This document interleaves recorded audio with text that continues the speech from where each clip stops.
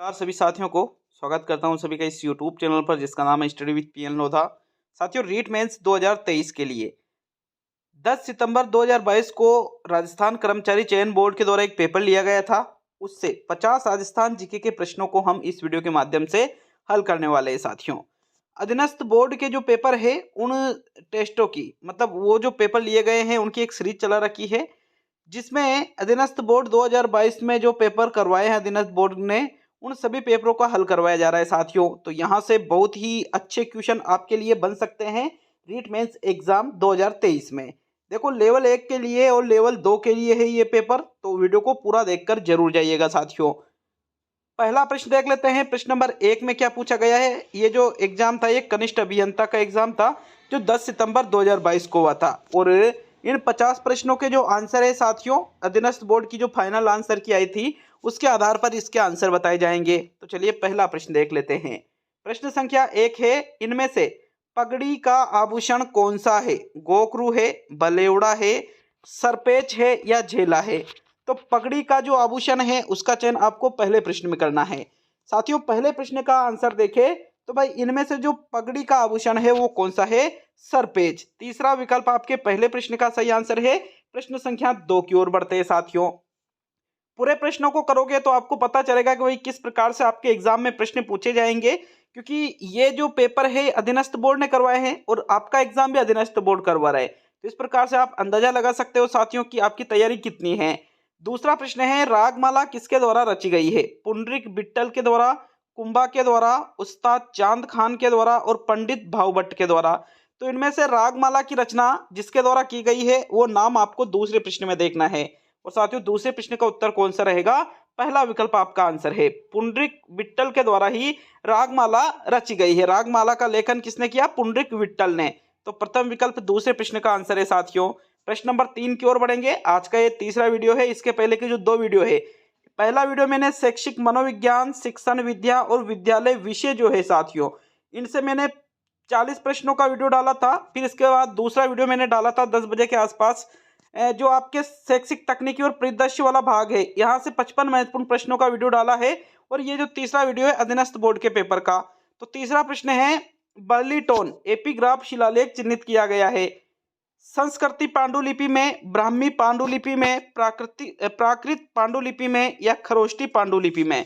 तो तीसरे प्रश्न का उत्तर देखते हैं प्रश्न नंबर 3 में। साथियों, जो बर्ली स्टोन एपिग्राफ या शिलालेख है जिसको चिन्हित किया गया है ये कौन सी लिपि में है साथियों, ब्राह्मी पांडुलिपि में है ये। दूसरा विकल्प आपके तीसरे प्रश्न का आंसर है। प्रश्न नंबर 4 की ओर बढ़ेंगे। तो चलिए चौथा प्रश्न देख लेते हैं।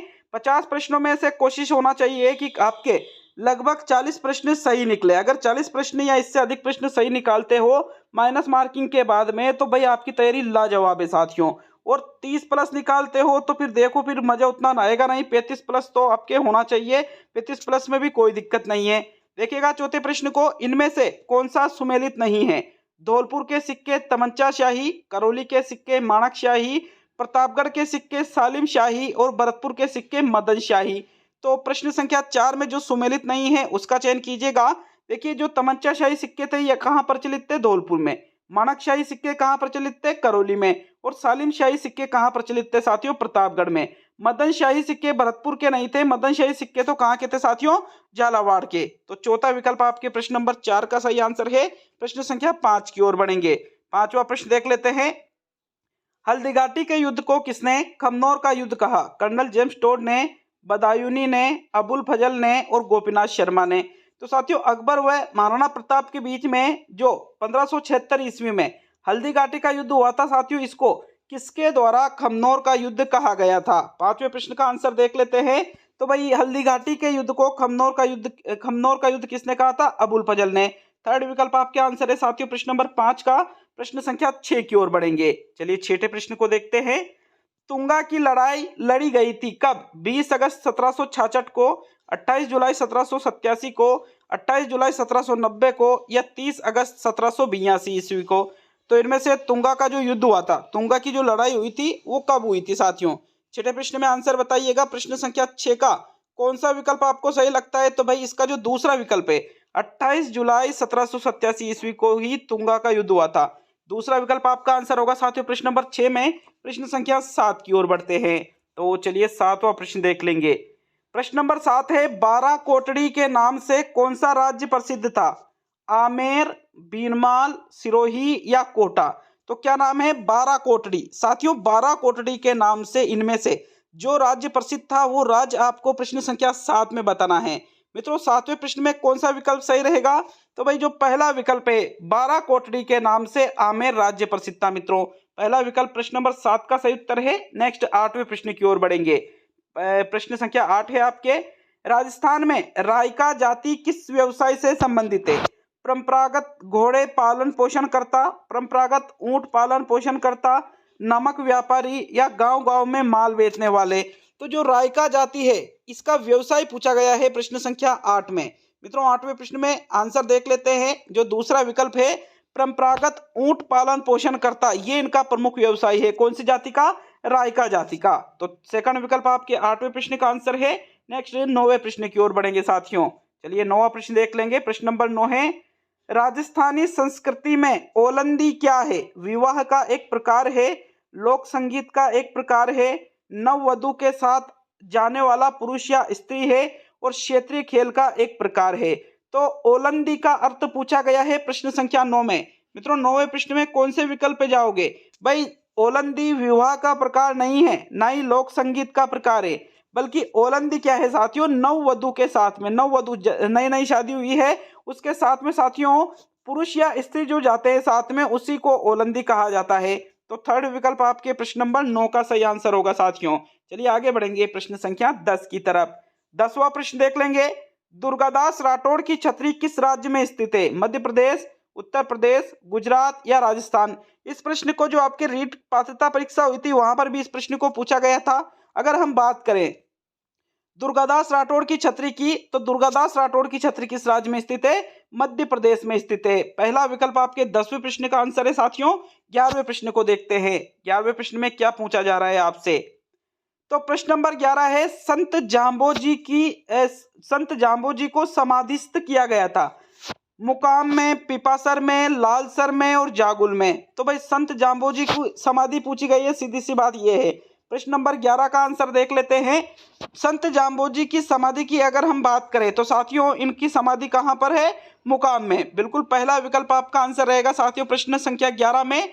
चलिए आगे बढ़ेंगे प्रश्न संख्या 12 की तरफ। तो 12वां प्रश्न देख लेते हैं। प्रश्न नंबर 12 है आपके, बिट्टू मेहा के रिवाले में किसके वीरतापूर्ण कार्यों का विवरण है? गोगा जी, रामदेव जी, तेजा जी या हडबू जी? तो इनमें से ये देखो ये 4 लोक देवता यहाँ पर आपके दे रखे हैं। प्रश्न पूछ रहा है बिट्टू मेहा के रिवाले है।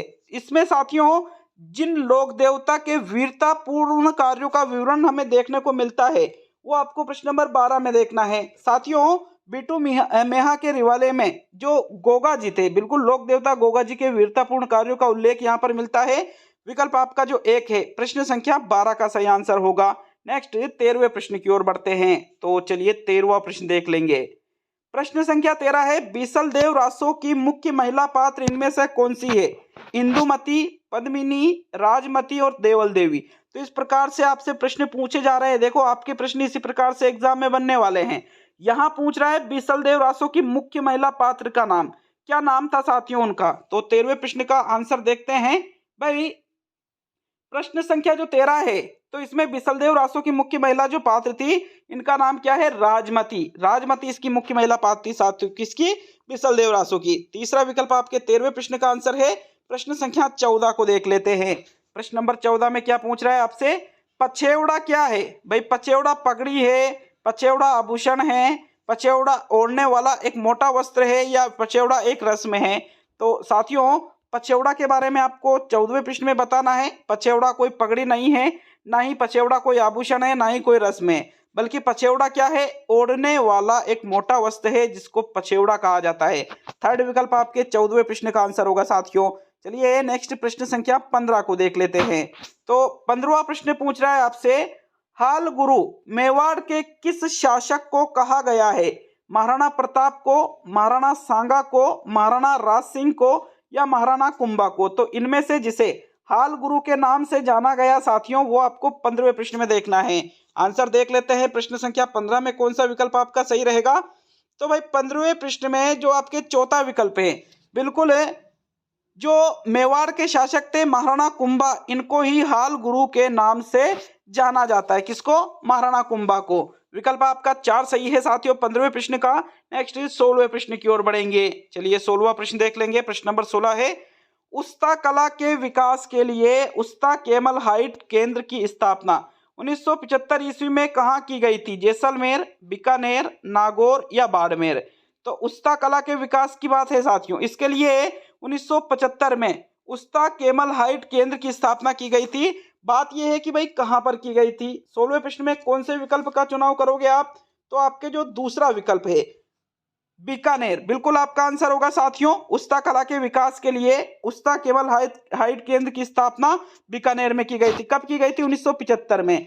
सन भी याद रखना है आपको, क्योंकि प्रश्न यूं भी पूछा जा सकता है कि उस्ता केमल हाइट केंद्र की स्थापना बीकानेर में कब की गई थी। तो फिर आपका आंसर क्या हो जाएगा? 1975 में। चलिए आगे बढ़ेंगे प्रश्न संख्या 17 की तरफ।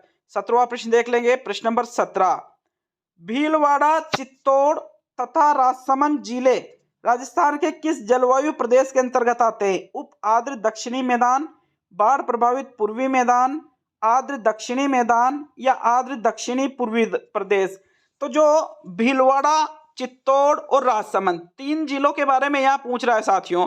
तो भाई देखो, भीलवाड़ा, चित्तौड़, राजसमंद ये पूर्वी मैदान में तो आते नहीं है, तो इसको तो यहाँ से आप हटा सकते हो। ना ही ये दक्षिणी पूर्वी प्रदेश में आते हैं, इसको भी आप हटा सकते हो। आर्द्र दक्षिणी मैदान या उपाद्र दक्षिणी मैदान, इनमें से आपका एक आंसर रहेगा प्रश्न संख्या 17 में। और साथियों प्रश्न नंबर 17 का आंसर देखें तो कौन सा विकल्प आपका सही रहेगा 17वें प्रश्न का? जो पहला विकल्प है उप आर्द्र दक्षिणी मैदान, बिल्कुल इसी के अंतर्गत आते हैं भीलवाड़ा, चित्तौड़ और राजसमंद जिले। पहला विकल्प आपका 17वें प्रश्न में आंसर है। नेक्स्ट 18वें प्रश्न को देख लेंगे। प्रश्न नंबर 18 में क्या पूछ रहा है? रूपनगढ़, मैनथा और खंडेला, ये जो नदियां हैं ये अपना जल किस झील में जमा करती है? पंचपदरा झील में, सांबर झील में, डिडवाना झील में या कोलायत झील में? तो ये 3 नदियों के नाम यहाँ दे रखे हैं मित्रों। रूपनगढ़ की बात है, मेनता की बात है और खंडेला की। ये जो तीनों नदियां हैं, तीनों की तीनों नदियां साथियों किस झील में अपना जल जमा करती है? सांबर झील में अपना जल जमा करती है ये जयपुर में। विकल्प 2 आपके प्रश्न नंबर 18 का आंसर है। प्रश्न संख्या 19 की ओर बढ़ेंगे। तो चलिए 19वां प्रश्न देख लेंगे। प्रश्न संख्या 19 क्या है आपके? चांद तैयब, राम सिंह भाटी, साहिबा एवं उसना चित्रकार इनमें से किस शैली से संबंधित है? किशनगढ़, सिरोही, नागौर या अजमेर? तो यहाँ 4 नाम दे रखे, एक तो उसना है, एक साहिबा है, एक राम सिंह भाटी है और एक चांद तैयब है। इन चारों चित्रकारों का नाम आपको ये देखना है कि कौन सी शैली से संबंधित है साथियों। 19वें प्रश्न में कौन सा विकल्प आपका सही रहेगा? तो ये जो चारों चित्रकार है इनका संबंध कौन सी शैली से है? अजमेर शैली से। चौथा विकल्प आपके 19वें प्रश्न का सही आंसर है। चलिए प्रश्न संख्या 20 की ओर बढ़ेंगे मित्रों। प्रश्न नंबर 20 में क्या पूछ रहा है? अमीर खुसरो की किस कृति से जलालुद्दीन खिलजी के रणथंबोर अभियान का उल्लेख प्राप्त होता है? किरान उस सदायन, मिफ्ता उल फुतूह, खजाइन उल फुतूह और आशिका? तो अमीर खुसरो की वह कृति बताओ जिसमें जलालुद्दीन खिलजी के रणथंबोर अभियान का उल्लेख देखने को मिलता है। 20वें प्रश्न का आंसर देख लेते हैं। प्रश्न संख्या 20 में कौन सा विकल्प सही लगता है साथियों आपके? तो देखो 20वें प्रश्न में जो दूसरा विकल्प है मिफ्ता उल फुतूह, बिल्कुल इसी में अमीर खुसरो की एक कृति का नाम है। एक जलालुद्दीन खिलजी के रणथंबोर अभियान का उल्लेख प्राप्त होता है। बिल्कुल दूसरा विकल्प 20वें प्रश्न का आंसर है। नेक्स्ट 21 को देखेंगे। तो 21 में क्या पूछ रहा है? इनमें से कौन सा सही सुमेलित नहीं है? 2.5 दिन का झोपड़ा, कुतुबुद्दीन ऐबक, अलाई दरवाजा, अलाउद्दीन खिलजी, जौनपुर नगर, फिरोज शाह तुगलक और श्रीनगर इल्तुतमिश? तो भाई देखो जो सुमेलित नहीं है 21 में आपको वो देखना है साथियों। 2.5 दिन के झोपड़े का निर्माण किसने करवाया? कुतुबुद्दीन ऐबक ने, सही है।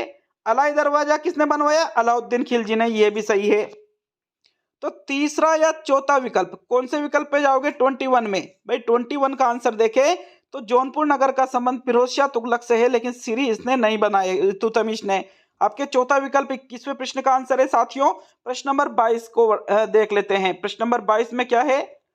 इनमें से कौन सा मंदिर गुप्त काल का नहीं है?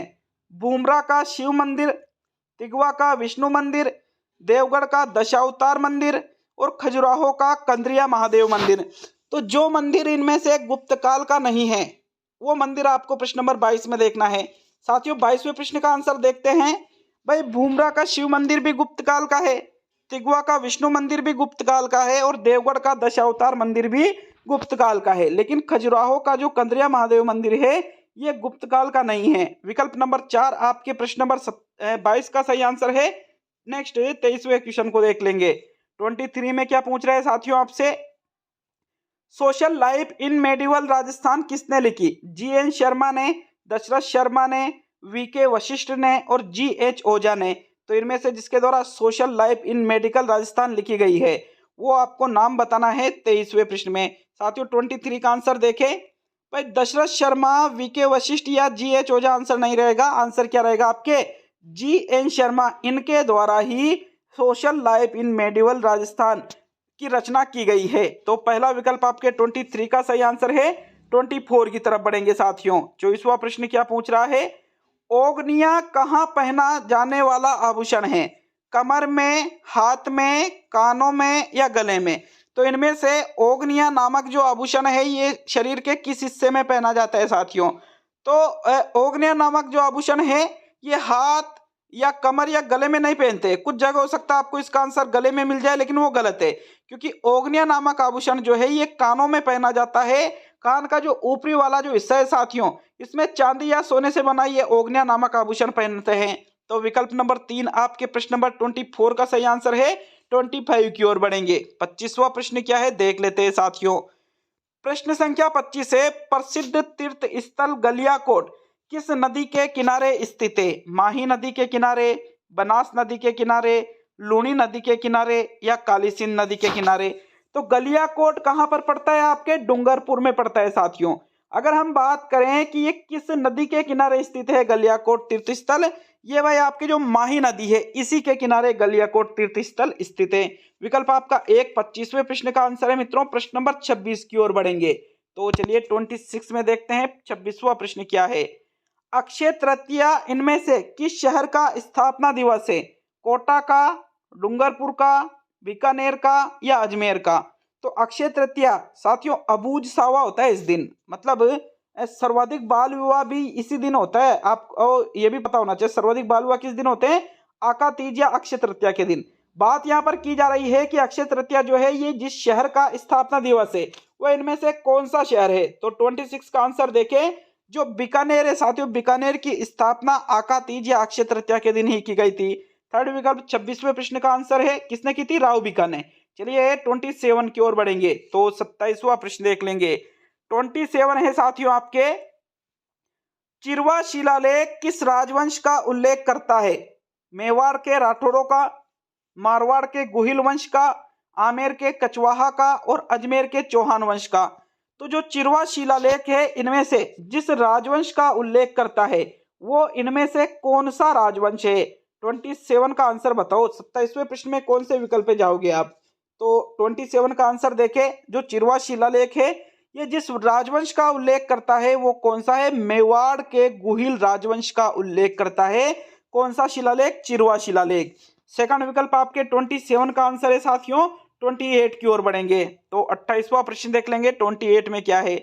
रागड़ी बोली किन बोलियों का मिश्रण है? हाड़ौती व मालवी, मारवाड़ी व मालवी, मेवाड़ी व मालवी और मेवाती व मालवी? तो इनमें से जो रागड़ी बोली है जिन बोलियों का मिश्रण है साथियों वो बोलियां आपको बताना है 28 में। आपका कौन सा आंसर सही रहेगा 28वें प्रश्न का? जो दूसरा विकल्प है, मारवाड़ी व मालवी का मिश्रण है साथियों रागड़ी बोली। कौन सी? मारवाड़ी व मालवी का। 28 में आपके दूसरा विकल्प सही है। वैसे आंसर की बनाते समय पूर्णतः ध्यान दिया जाता है, ऑफिशियल आंसर की से आपके आंसर बताए जा रहे हैं, लेकिन फिर भी किसी प्रश्न में बाय चांस अगर कोई त्रुटि हो जाए तो उसके लिए आप कमेंट बॉक्स में कमेंट कर सकते हो। हालांकि त्रुटि होगी नहीं, लेकिन फिर भी बाय चांस हो जाए तो 28 में सेकंड विकल्प आंसर है। 29 की ओर बढ़ेंगे साथियों। 29वां प्रश्न देख लेते हैं। प्रश्न संख्या 29, स्वामी दयानंद सरस्वती द्वारा उदयपुर में परोपकारिणी सभा की स्थापना कब की गई थी? 1880 में, 1883 में, 1860 में या 1875 में? तो देखो, परोपकारिणी सभा की स्थापना किसने की थी? स्वामी दयानंद सरस्वती जी के द्वारा की गई थी। बात यहाँ यह है कि भाई कब की गई थी, तो 29 का आंसर देख लेते हैं साथियों। स्वामी दयानंद सरस्वती जी के द्वारा जो परोपकारिणी सभा है, इसकी स्थापना उदयपुर में की गई थी सन 1883 ईस्वी में। आपके सेकंड विकल्प प्रश्न संख्या 29 का सही आंसर है। नेक्स्ट 30वें प्रश्न की ओर बढ़ेंगे। तो चलिए 30वां प्रश्न देख लेते हैं। किस शासक को हशमत वाला राजा कहा गया है? राव चंद्रसेन को, राव जोधा को, राव मालदेव को या राव सूर सिंह को? तो इनमें से जिस शासक को हशमत वाला राजा कहा गया है वो कौन सा राजा है साथियों, कौन सा शासक है वो?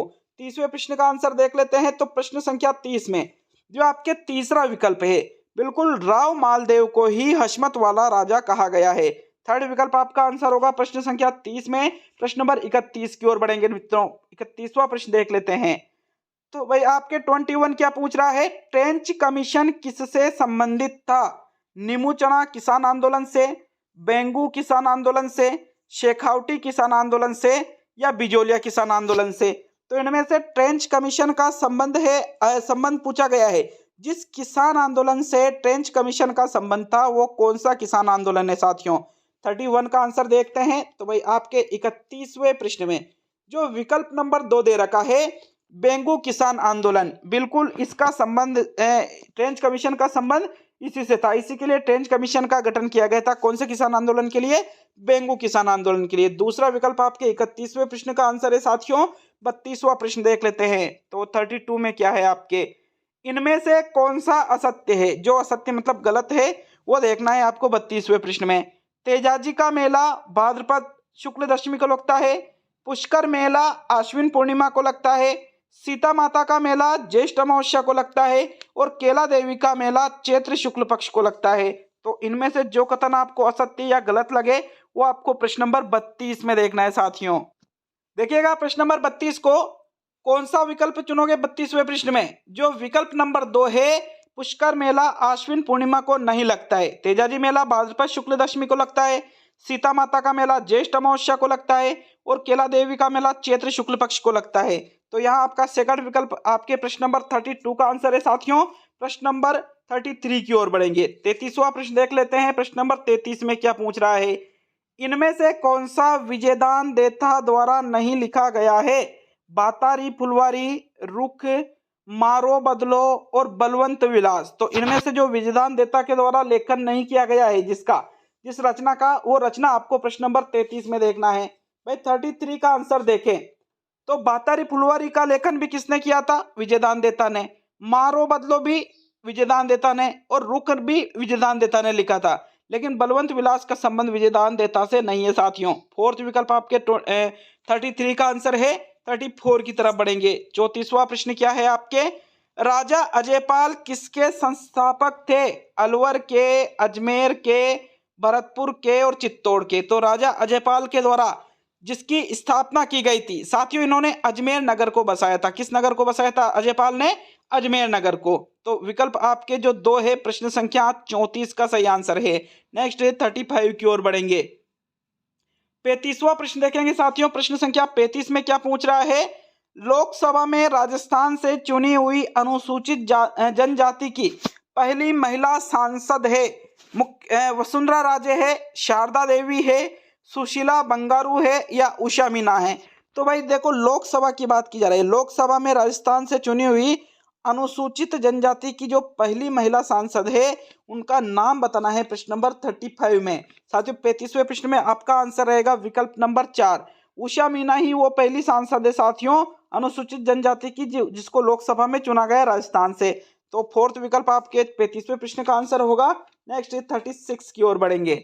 36वां प्रश्न पूछ रहा है आपसे, भोगीलाल पांड्या, हरिदेव जोशी, शिवलाल कोटड़िया स्वतंत्रता सेनानी किस क्षेत्र के प्रजामंडल से संबंधित थे?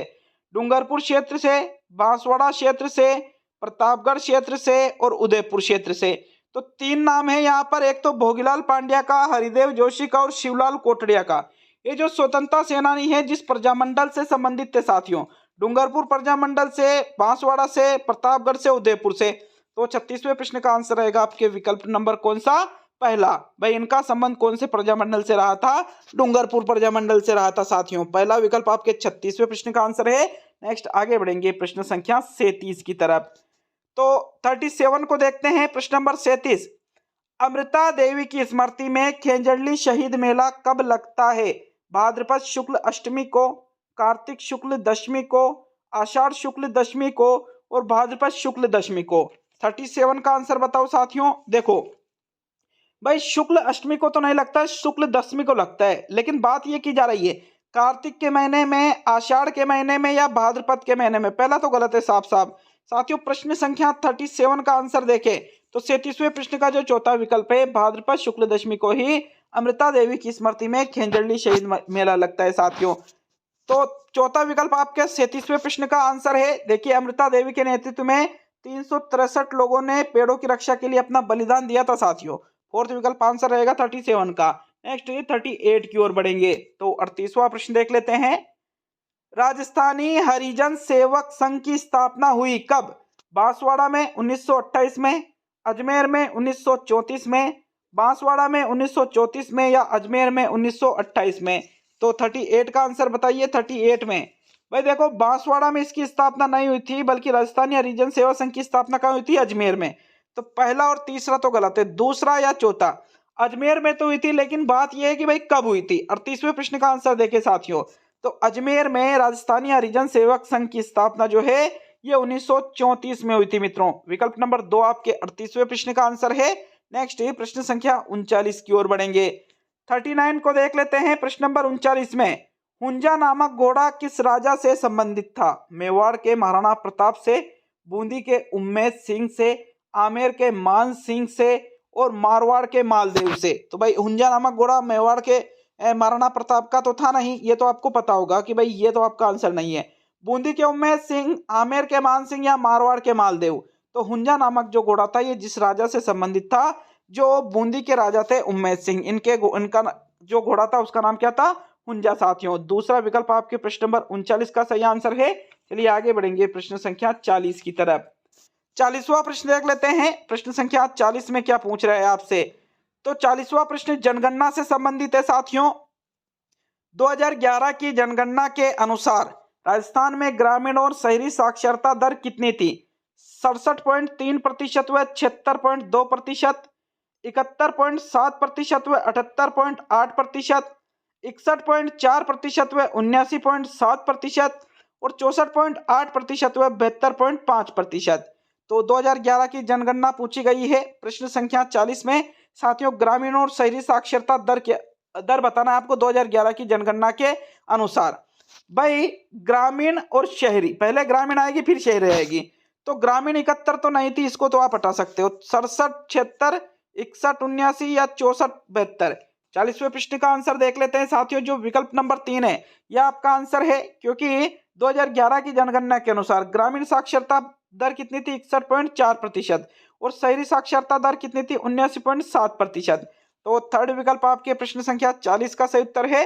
नेक्स्ट 41वें प्रश्न की ओर बढ़ेंगे। 41 को देख लेते हैं।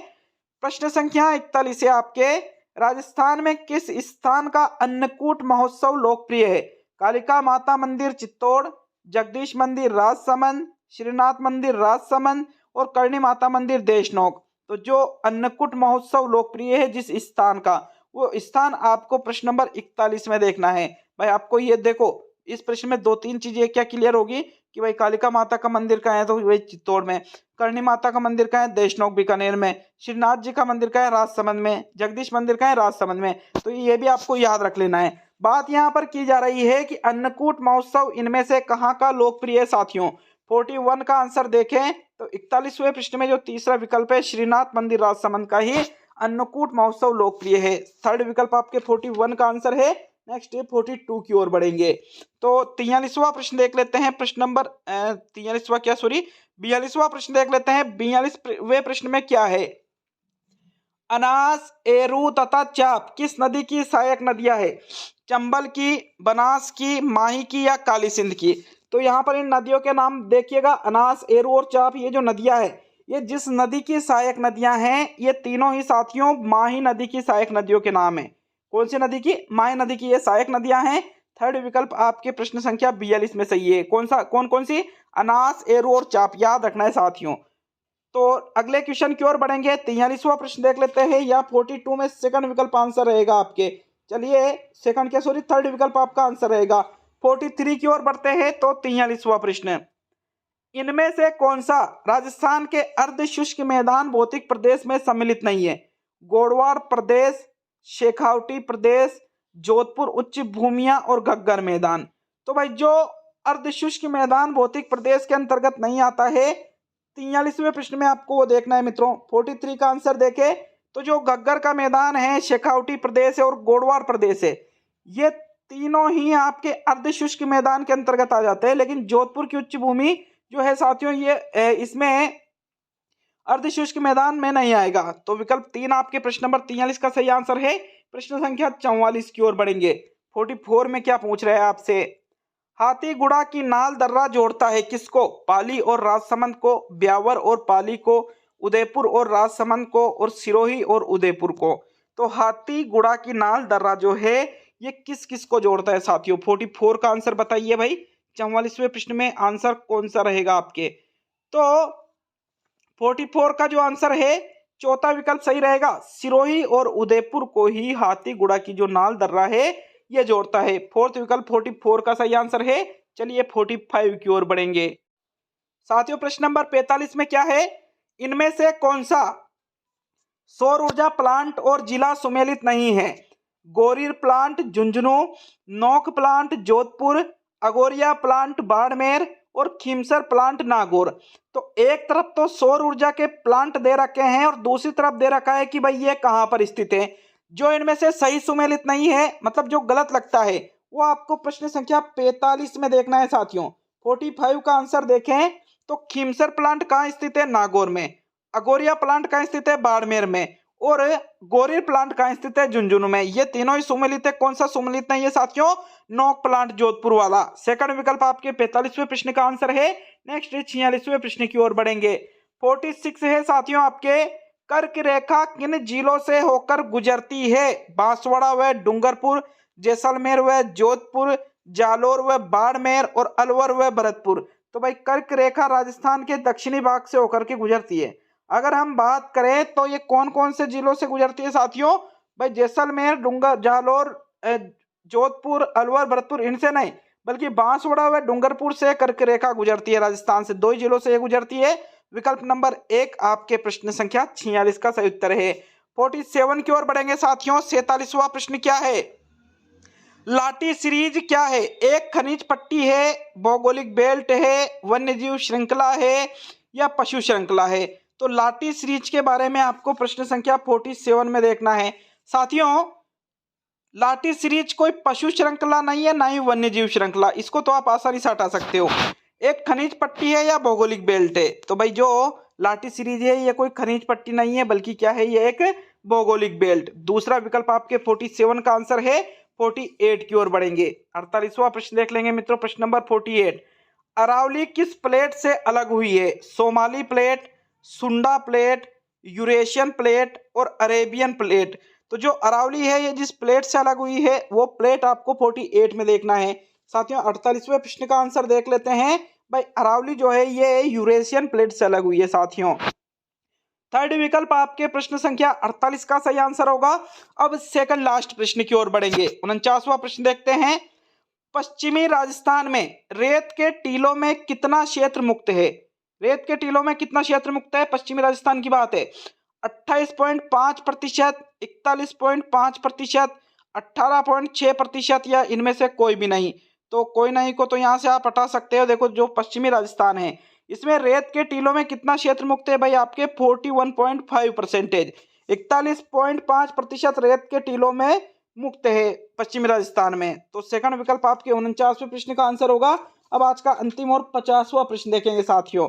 अंतिम और 50वें प्रश्न में क्या पूछा रहा है? अच्छा लगे वीडियो को लाइक शेयर जरूर करके जाइएगा। और साथियों कमेंट करना कि 50 में से माइनस मार्किंग करने के बाद कितने प्रश्नों को आपने सही किया है। तो चलिए 50वां प्रश्न देख लेते हैं जो कि आज का अंतिम प्रश्न है। लाल दोमट मिट्टी राजस्थान में पाई जाती है कहाँ? डूंगरपुर, बांसवाड़ा में, सीकर व कोटा में, बारा व झालावाड़ में और बूंदी व भीलवाड़ा में। तो इनमें से लाल दोमट मिट्टी जिस क्षेत्र में पाई जाती है वो जगह आपको प्रश्न नंबर 50 में देखना है। 50वें प्रश्न का आंसर देख लेते हैं साथियों, जो विकल्प नंबर 1 है आपके, डूंगरपुर व बांसवाड़ा में ही लाल दोमट मिट्टी पाई जाती है। विकल्प 1 आपके प्रश्न नंबर 50 का सही उत्तर है। तो ये एक और पेपर अधीनस्थ बोर्ड ने जो 2022 में लिया था उसको कंप्लीट किया है राजस्थान जीके के अंतर्गत। तो मिलेंगे साथियों जल्द ही अगले वीडियो में। आज के तीनों वीडियो कंप्लीट किए जा चुके हैं। ठीक है, बहुत बहुत धन्यवाद सभी का।